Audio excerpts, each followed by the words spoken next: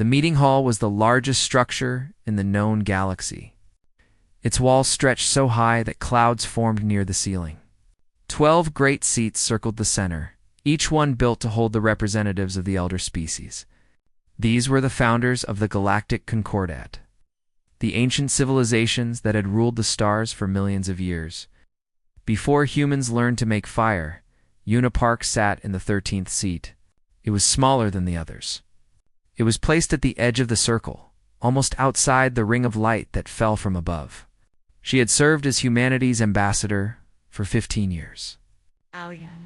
And in all that time, no one had ever moved her seat closer. She listened as the Dravati representative spoke about trade routes. The Dravati were tall beings with silver skin and 4 arms. They considered themselves the wisest of all species. Their voice echoed through the hall, and the other representatives nodded in agreement. When Una raised her hand to speak, the Dravati paused, looked at her with mild surprise, and then continued talking as if she had not moved at all. This was normal. This was how it had always been. 300 years ago, humanity had discovered faster-than-light travel. They had burst into the galaxy full of hope and wonder, ready to meet their cosmic neighbors. The elder species had welcomed them with what seemed like open arms. They invited humans to join the Concordat. They gave humanity a seat at the great table. They called humans their friends. But friendship, Una had learned, meant different things to different species. To the elder species, friendship meant that humans would serve. Humans were adaptable. Humans were clever with their hands. Humans could survive in places where other species would die. Humans could work longer hours and complain less. Humans were, in the words of the Concordat Charter, a valuable addition to galactic society. Valuable. Like a tool. Like a machine. Like something you use and then put away far from the great meeting hall. On the edge of known space, Admiral Tai Kong stood on the bridge of his flagship. The ship was called the Hammer of Dawn, and it had seen better days. Its hull was patched with metal from 6 different worlds. Its engines ran on parts that were older than Tai himself. The Concordat had promised new ships 20 years ago. The promise remained unfulfilled. Tai watched the darkness beyond the viewport. Somewhere out there, the Void Swarm was gathering. These creatures were not truly alive in the way most beings understood life. They were more like a hunger-given form, a darkness that ate stars and left nothing behind. The Concordat had pushed them back centuries ago, but they always returned. The Third Fleet was humanity's contribution to the border defense. 60 ships, 40,000 soldiers. The largest military force humans had ever assembled. And they stood alone on this frontier because no other species wanted to be here. Admiral, his second-in-command, said, her name was Bora Choi, and she had served with T for 12 years. The Dravati fleet has pulled back another 2 sectors. They say it is for refitting. Howdy, refitting, Tai repeated. The word tasted bitter. We are now the only force between the Void Swarm and the inner colonies. Tai nodded. This was also normal. This was how it had always been. On the mining colony of Vethfor, an alarm rang through the underground tunnels. Mina Lee grabbed her tools and ran toward the source of the problem. She was 32 years old. She had spent 8 of those years keeping this colony alive. Vethfor was not a pleasant place. The surface was toxic. The air was poison. 5 alien species lived in the underground habitats, breathing recycled air and drinking recycled water. The systems that kept them alive were old and complicated and prone to breaking down. Mina reached the atmospheric processor and found the problem immediately. A valve had cracked. Toxic gas was seeping into the filtration system. In 6 hours, the air in Sector 7 would become unbreathable. She worked fast. Her hands moved with the confidence of long practice. Behind her, a group of Villani workers watched with their many eyes. The Villani were insect-like beings with hard shells and clicking voices. They were the majority population on Vethfor. They had lived here for 3,000 years.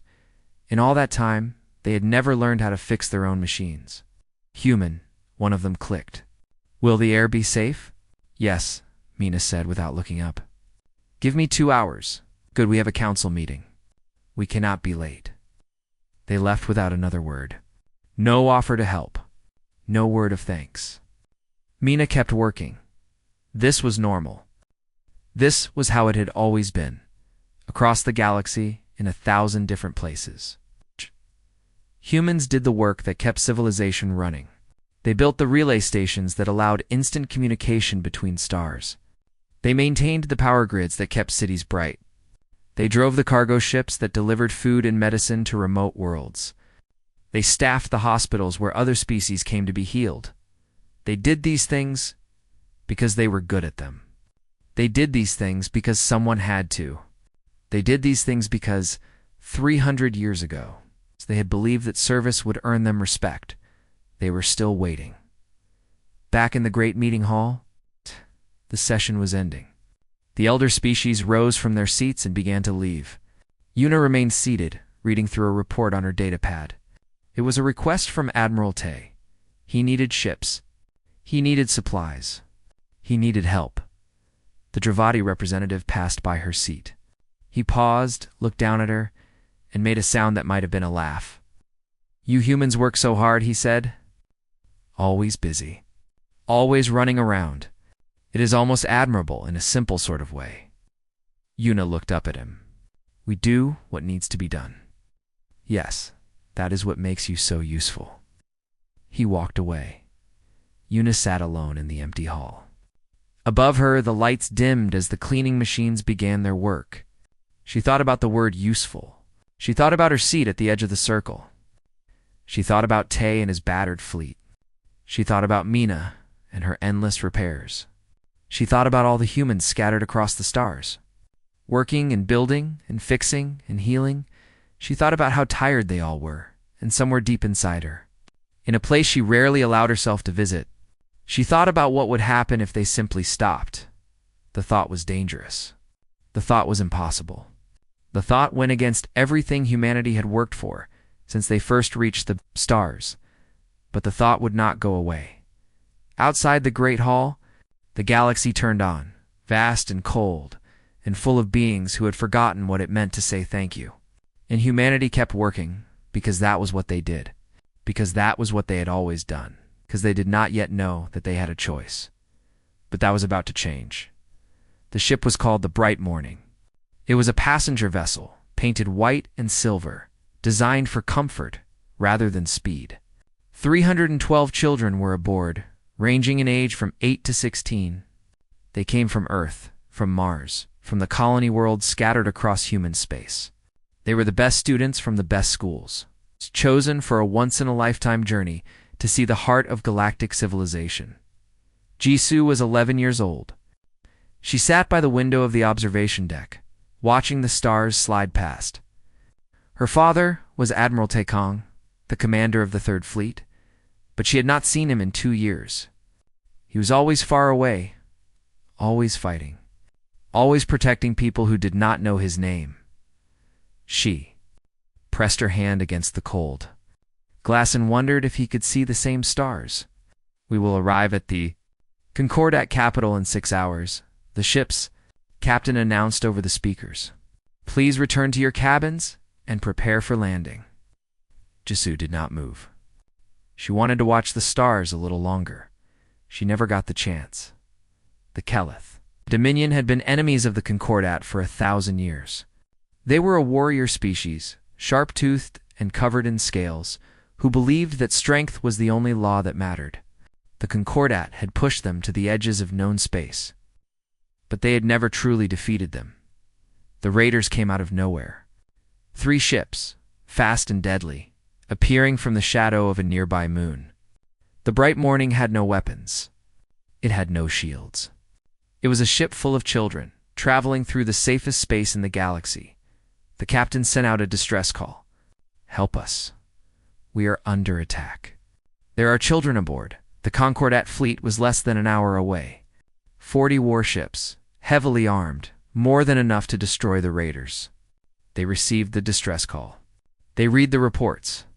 They saw that the ship was human. They did nothing.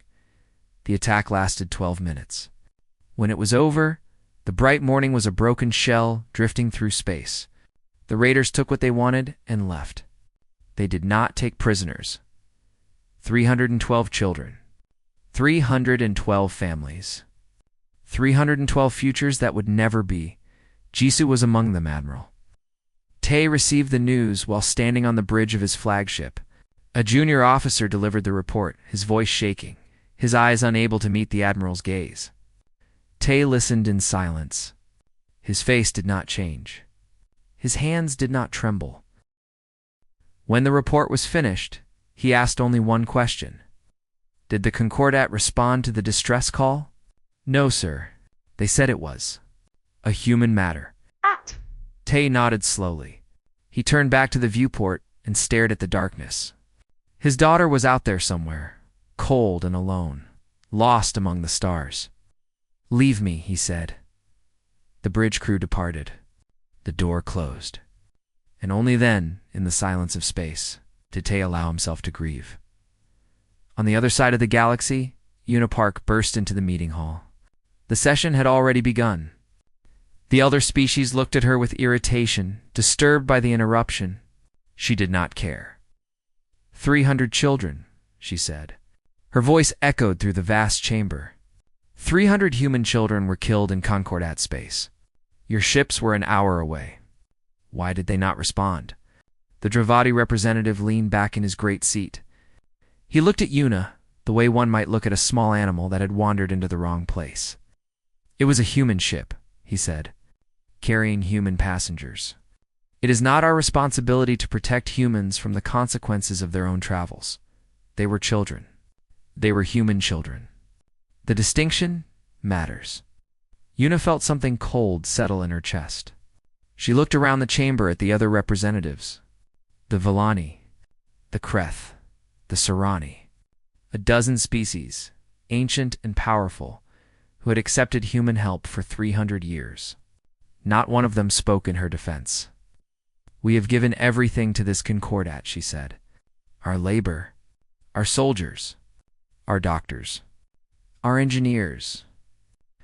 We have built your stations and healed your sick and protected your borders. We have asked for nothing in return except to be treated as equals. And you have been treated fairly, the Dravati replied. You have a seat at this table, do you not? What more could you possibly want? Yuna looked at her seat. The small seat. The distant seat. The seat that was almost outside the circle. Respect, she said quietly. We wanted respect. The Dravati made that sound again, the one that might have been a laugh.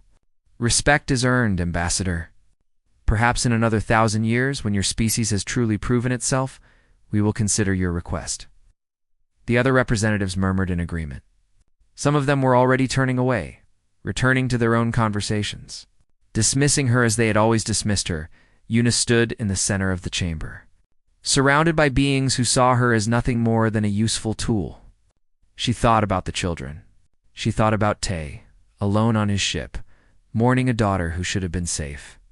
She thought about all the humans who had died serving, Concordat that would not even save their children, and she made a decision.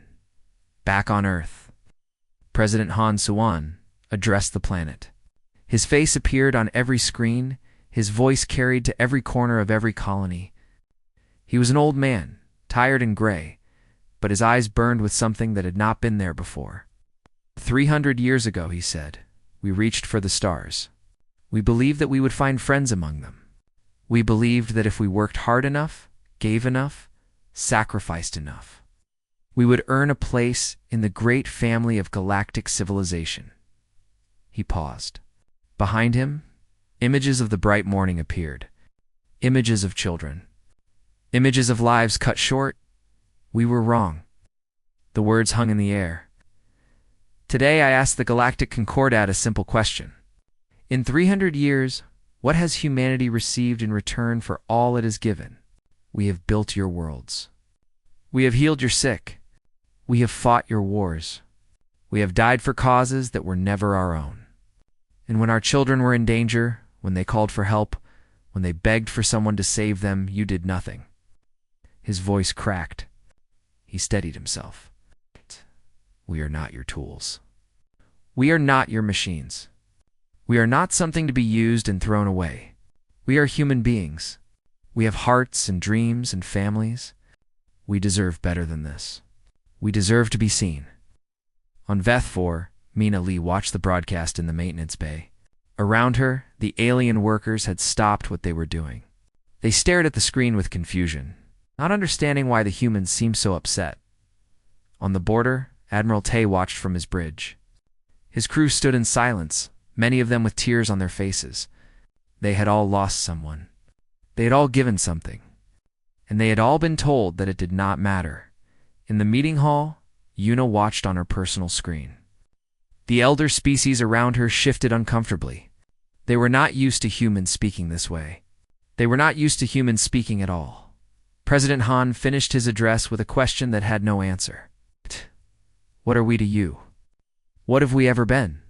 And if you cannot tell us if you do not even know, then perhaps it is time for us to find out what we are to ourselves.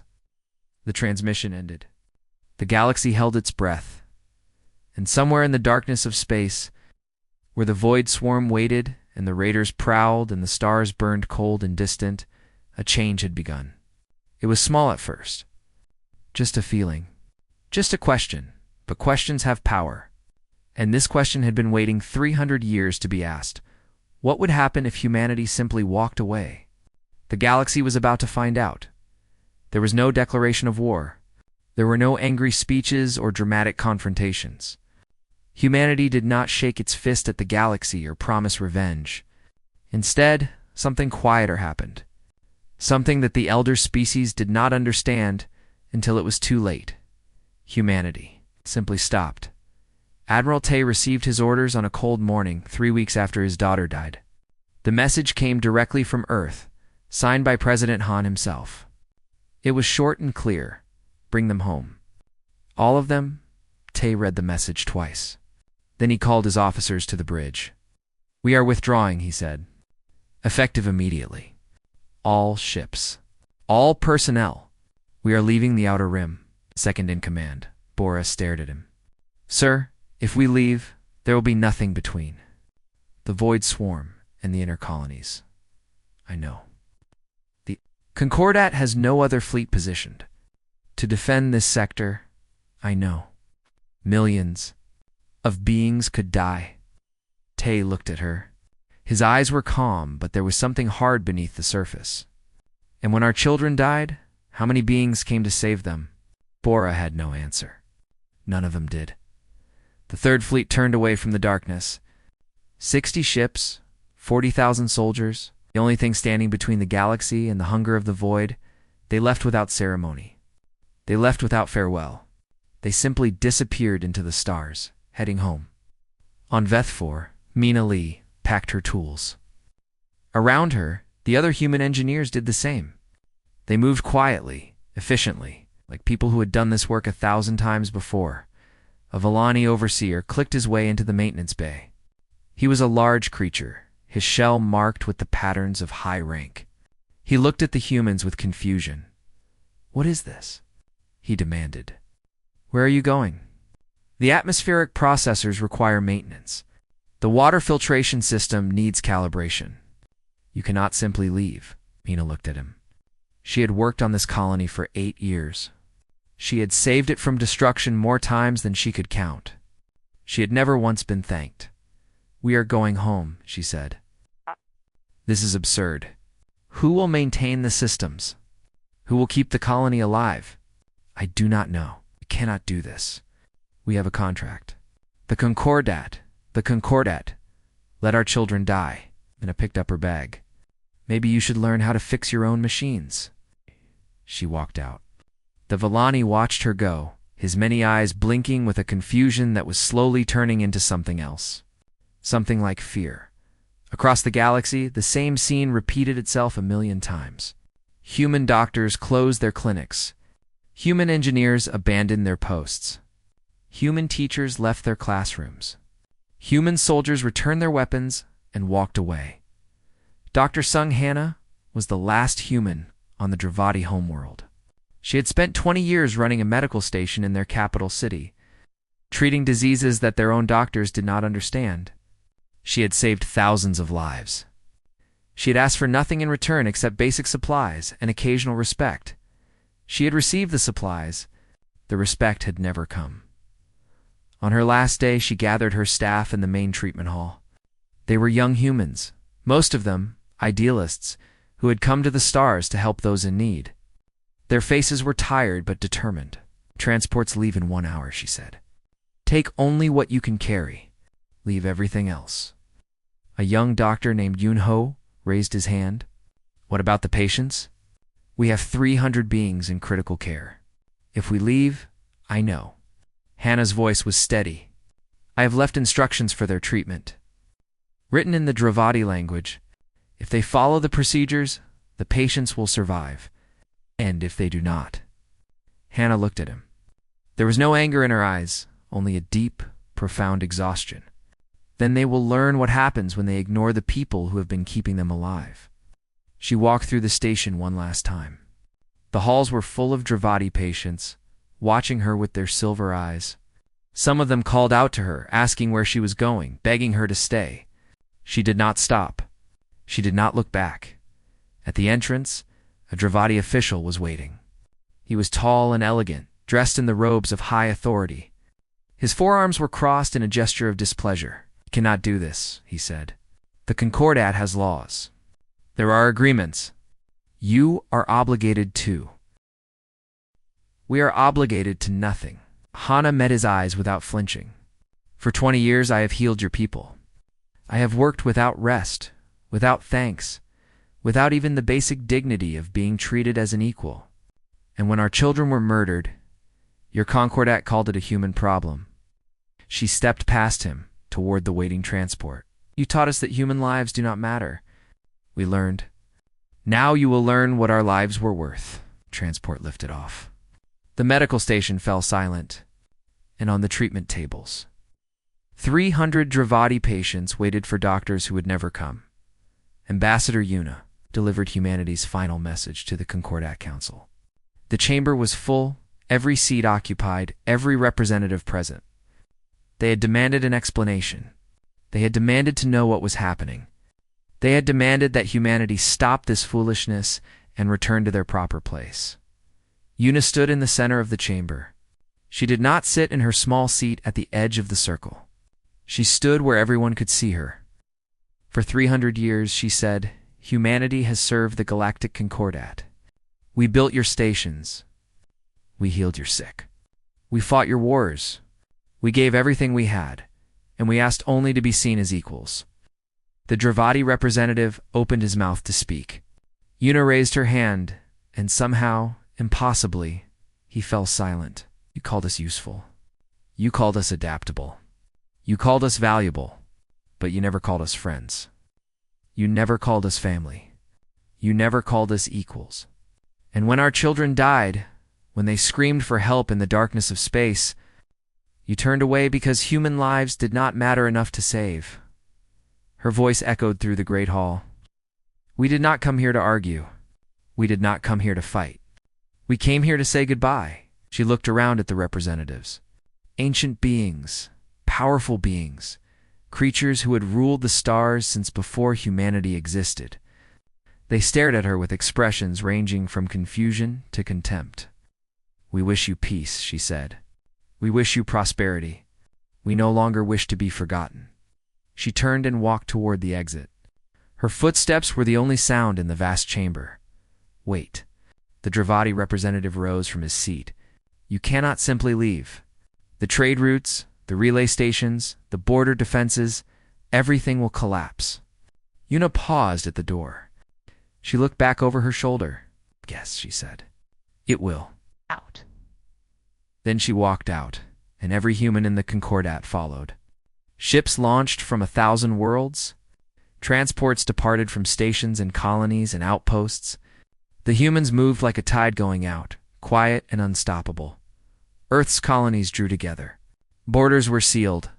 Communication channels closed. For the first time in 300 years, humanity stood alone, and humanity stood together. The elder species watched them go. Some laughed, calling it a tantrum that would end soon enough. Some shrugged, confident that the humans would return when they realized how much they needed the Concordat. Some simply turned away, already forgetting the small beings who had done so much for so long. None of them understood. None of them could imagine what was coming, because for 300 years, the galaxy had been held together by human hands. And now, those hands were gone. And in the silence they left behind, the first cracks were already beginning to show. The first system fell.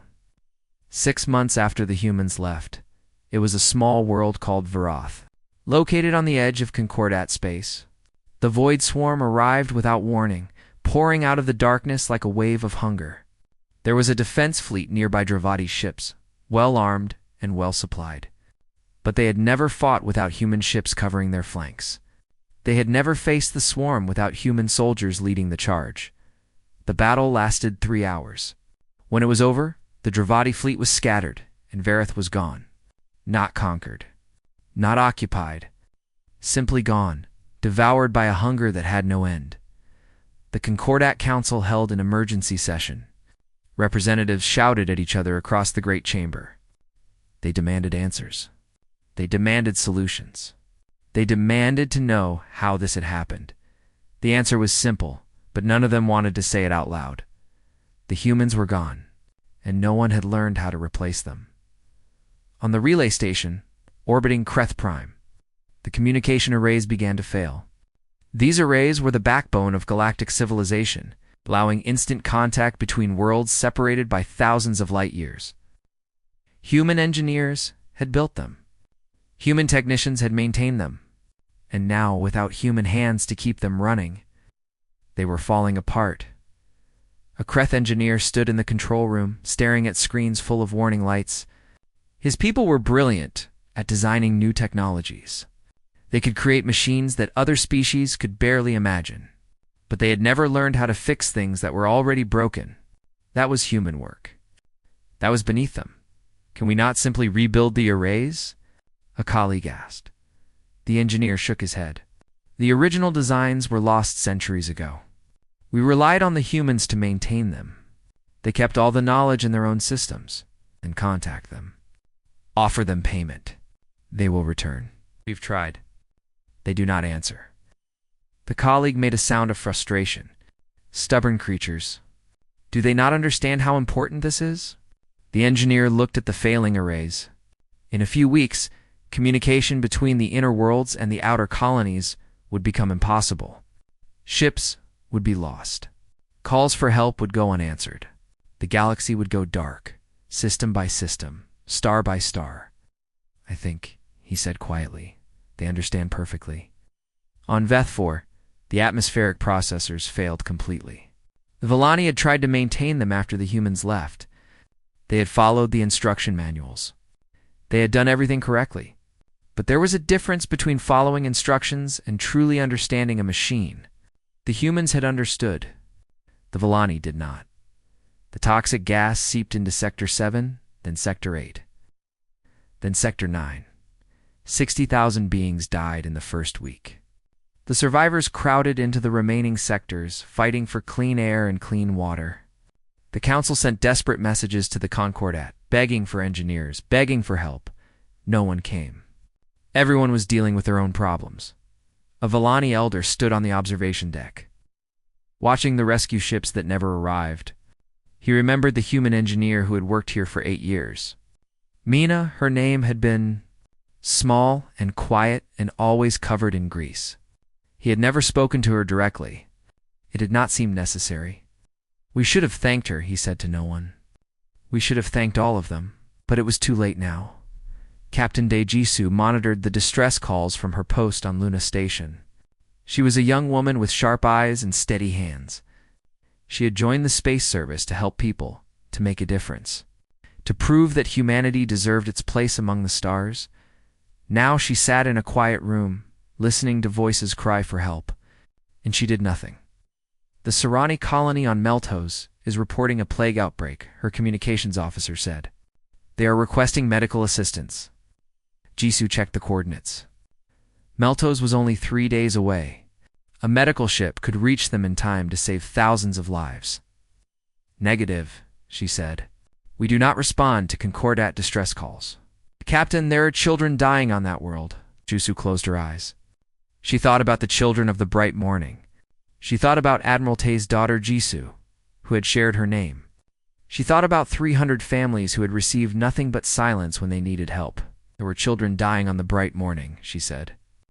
The Sarani fleet was 2 hours away. They did not respond. Her communications officer had no answer. The distress calls continued.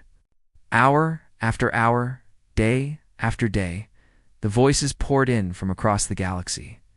Systems failing, fleets collapsing, plague spreading. The careful structure of galactic civilization was coming apart, and everyone was finally beginning to understand why.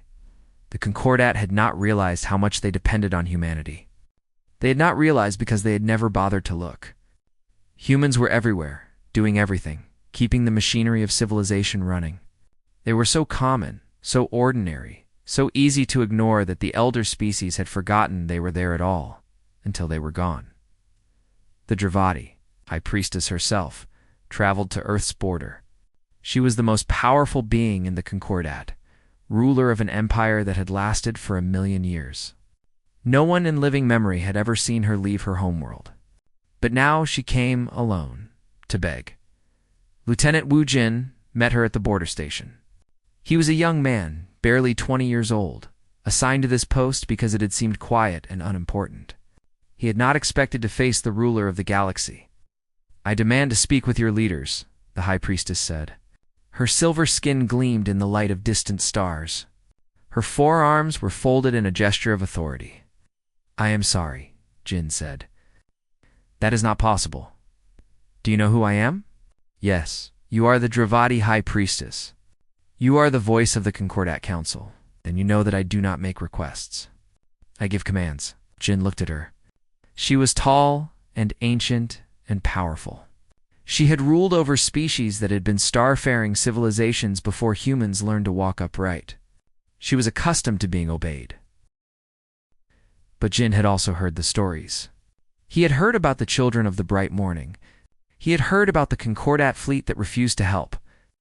He had heard the words that the Dravati representative had spoken in the Great Chamber, when humanity's ambassador had begged for justice. Human affairs. Let humans handle human problems. I have a message for you, he said. The High Priestess waited. You taught us that human lives did not matter. You taught us that we were tools to be used and forgotten. You taught us that, when our children died, no one in the galaxy cared enough to save them. His voice was steady. We learned. We learned that our worth was never recognized. We learned that our sacrifices were never appreciated. We learned that 300 years of service meant nothing to the species we served. He paused. Now you are learning what we learned. You are learning what it feels like to cry for help and hear only silence. You are learning what it feels like to be forgotten. The High Priestess stared at him. Her silver eyes were wide with something that might have been shock, or anger, or for the first time in her 1,000,000-year reign fear. Please, she said. The word seemed to cost her everything. Our people are dying. Our worlds are falling. We need you. Jin nodded slowly. Yes, he said. You do. Then he turned and walked back into the station. Leaving her alone at the border of human space, the High Priestess stood there for a long time, watching the stars. Behind her, the Concordat was burning. Ahead of her, the humans had built a wall of silence that she could not breach. For 1,000,000 years, she had believed that her people were the masters of the galaxy. She had believed that the younger species existed to serve and support and obey. She had believed that power was measured in ships and weapons and ancient knowledge. She was beginning to understand that she had been wrong. Power was not about what you could take. Power was about what happened when you lost, something you had never valued until it was gone. And humanity had finally taught the galaxy what it meant to truly need. Something it was a lesson that would not be forgotten. 10 years passed. The galaxy was not the same place it had been when humanity walked away. The great Concordat had shattered like glass hitting stone. The elder species, who had ruled for millions of years, turned on each other as their empires crumbled. Wars broke out over resources that humans had once freely shared. Alliances collapsed when the relay stations went dark. Civilizations that had stood for countless generations fell silent, one by one. As the systems that kept them alive stopped working, the Void Swarm consumed 7 systems before it was finally stopped, might by the Concordat, but by its own hunger. There was nothing left to eat on the edges of known space. The darkness retreated, for now, waiting for the day when there would be prey once more. The Dravati Empire, ancient and proud, was the last to fall. Their high priestess died in the final days, alone, in a palace that had lost power 3 weeks earlier. The historians would say that she died of old age. The truth was simpler. She died of a broken heart, unable to understand how everything she had built could disappear. So quickly, she had finally learned the answer to humanity's question. In 300 years, what had humanity received in return for all it had given? Nothing. They had received nothing. And in the end, that nothing had cost the galaxy everything. But this story is not about the fall of the Concordat. This story is about what came next, on Earth, in the City of Sol. An old woman sat by her window and watched the sun set over the mountains. Her name was Una Park, and she had once been an ambassador.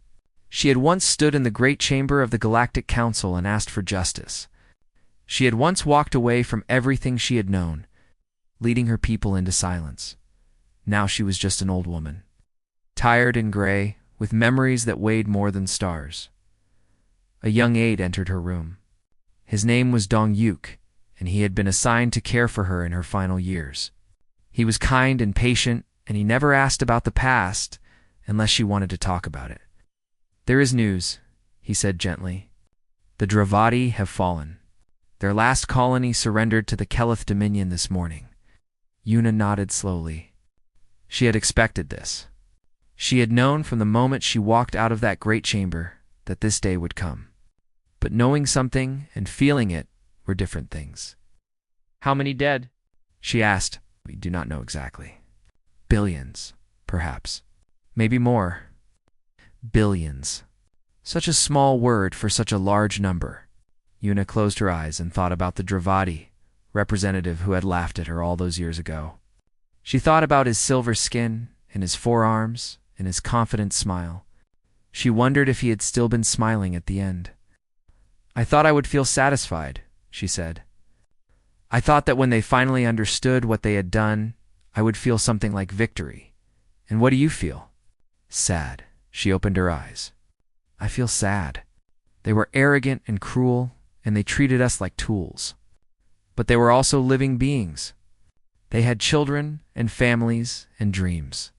And now they are gone, and the galaxy is emptier for their absence." Dong Yuk was quiet for a moment. "Do you regret it? Walking away?"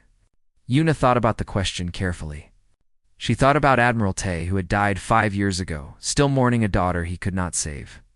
She thought about Mina Lee, who had returned to Earth and spent the rest of her life teaching engineering to young students, who would never have to serve ungrateful masters. She thought about all the humans who had come home, who had built new lives, who had finally been able to rest. "No," she said, "I do not regret it. We could not stay. We could not keep giving ourselves to people who did not value what we gave. We would have lost ourselves piece by piece until there was nothing left." She looked out the window at the fading light. "But I wish it had been different. I wish they had listened. I wish they had seen us as equals, just once, before it was too late." Across the galaxy, in the spaces where the Concordat had once ruled, something new was being born. Humanity had not remained alone in their silence. They had reached out to the forgotten species, the small civilizations that the elder races had ignored. The young peoples who had never been given a seat at the great table. They had built something new together. Not an empire. Not a Concordat. Just an alliance of equals, where every voice mattered and every life had worth. It was smaller than what had come before. It was quieter, but it was also kinder. President Qunari addressed humanity on the 10th anniversary of the departure. She was a young woman born after the silence began, raised in a world where humans no longer served the stars. She spoke with a calm confidence that the older generation sometimes found strange. 10 years ago, she said, We asked a question. We asked what we had received for 300 years of service. The answer was nothing. And so we left. She paused, looking at the camera with steady eyes. Some have called us selfish. Some have said we should have stayed, should have kept giving, should have sacrificed ourselves for beings who did not value our sacrifice. They say we had a duty to help, no matter how we were treated. She shook her head. They are wrong. We had a duty to ourselves. We had a duty to our children and our grandchildren. We had a duty to remember that our lives matter not because others say so, but because we know it to be true. Her voice grew softer. We did not leave to punish them. We left to remember ourselves. We left because we had forgotten that we deserved kindness and respect. We left because, somewhere in those 300 years of service, we had started to believe that we were only as valuable as the work we did for others. She stood straighter. We are more than that. We have always been more than that. And now, finally, we know it. Far across the galaxy, on worlds that had never known the Concordat, stories were being told. Stories of a strange people called humans who had once carried the stars on their shoulders. Stories of builders and healers, soldiers and dreamers. Stories of a civilization that had given everything it had, asked for nothing in return, and one day simply walked away. The young species listened to these stories with wonder. They asked their elders what had happened, why the humans had left, why the great Concordat had fallen. And the elders, who had watched it all happen, gave them the same answer every time. The humans were never weak. They were never simple. They were never less than the elder species who looked down on them. They were strong in ways that the galaxy had never understood, strong enough to build, strong enough to heal, strong enough to fight, and in the end, strong enough to stop. Because true strength is not about what you can do. True strength is about knowing when to do nothing. True strength is about understanding your own worth, even when no one else does. True strength is about walking away from those who do not value you, even when it breaks your heart. The humans had that strength. And because of it, they survived. They rebuilt. They found new friends, new allies, new reasons to reach for the stars. Unipark died on a quiet evening in spring, surrounded by flowers and the sound of birds singing. Her last words were a message for the young people of Earth, the ones who would carry humanity forward into whatever future awaited. Do not forget, she said. Do not forget what we learned. Help those who need help. Give to those who deserve to receive. But never forget that you are worth something too. Never let anyone make you believe that your life does not matter. She closed her eyes. And if they do not see your worth, walk away. Walk away with your head held high. Walk away knowing that you tried. Walk away and build something better. Outside her window, the stars were coming out. Billions of lights scattered across the darkness, each one a sun with worlds of its own. Humanity had walked among those stars once, servants to species who did not value them. Now they walked as equals. Partners to those who understood what friendship truly meant. The galaxy was quieter now. Smaller, less grand than it had been in the days of the Concordat, but it was also kinder. And in the end, that was worth more than all the stars in the sky. The silence was over. A new song was beginning, and humanity was finally singing for itself.